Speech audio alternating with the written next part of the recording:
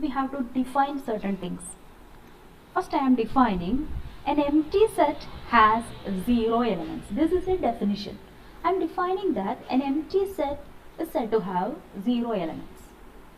And a set is said to have n elements if there is a bijection between 1, 2, 3, etc. up to n and s. So, either you have to define a bijection from 1, 2, 3, etc. up to n to s, or you have to define a bijection from s to 1, 2, 3, etc. up to n. Okay.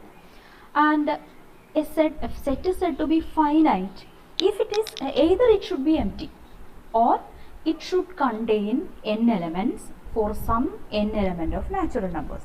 Either it is an empty set or it contains n elements for some n element of natural numbers. That is a finite set. And we define infinite set as a set which is not finite. That's easy. An infinite set is a set which is not finite. That is, all the four are definitions. So, we have to be little more careful about 2 and 3. Suppose I have a set A equal to A, B, C, D, E. We know that there are 5 elements in this set. So that I will be defining a bijection from 1, 2, 3, 4, 5 to A, B, C, D, E. I will call this as N5 because it is a subset of natural numbers and it contains 5 elements, first 5 elements of natural numbers. So N5 to A, I have a bijection. 1 maps to A, 2 maps to B, 3 maps to C, 4 maps to D, 5 maps to E. And you can define several bijections from N5 to A.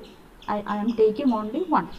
So there is a bijection between, and I will call this as F. So there is a bijection F from N5 to A. Okay, then by our definition, by the second definition, we can say that A contains 5 elements. A contains 5 elements.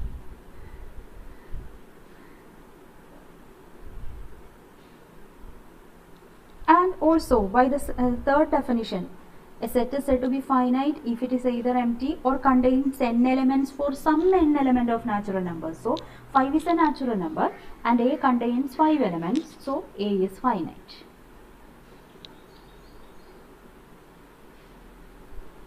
Okay. Now we have to move on to some theorems. The first theorem is uniqueness theorem.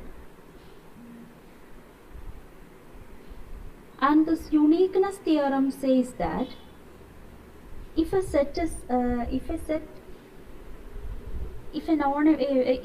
is a non-empty finite set, then the number of elements in S is a unique number in natural numbers.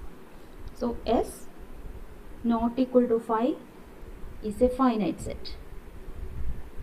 So we know that a set is finite if it is either empty or it contains n elements for some n element of natural numbers. So here S is non-empty.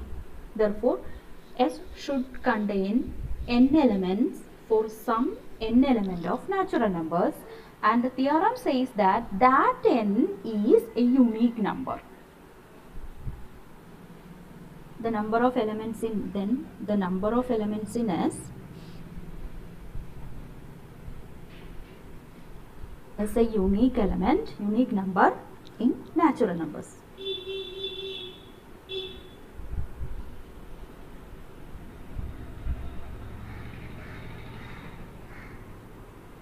Unique element of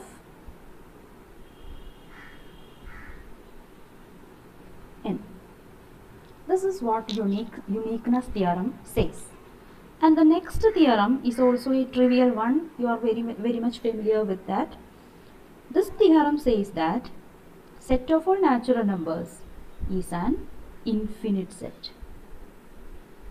because it is not possible to find not possible to define a bijection f from a proper subset, a finite proper subset of n to n that does not exist a bijection between nm and n for any m element of natural numbers.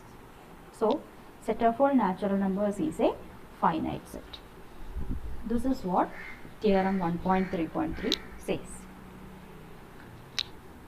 Okay, I am stopping this session here because next is a theorem and I cannot finish within the time limit. So I will take the next theorem in our next session.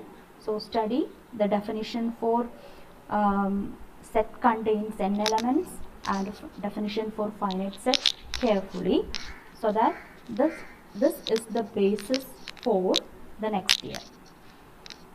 So thank you.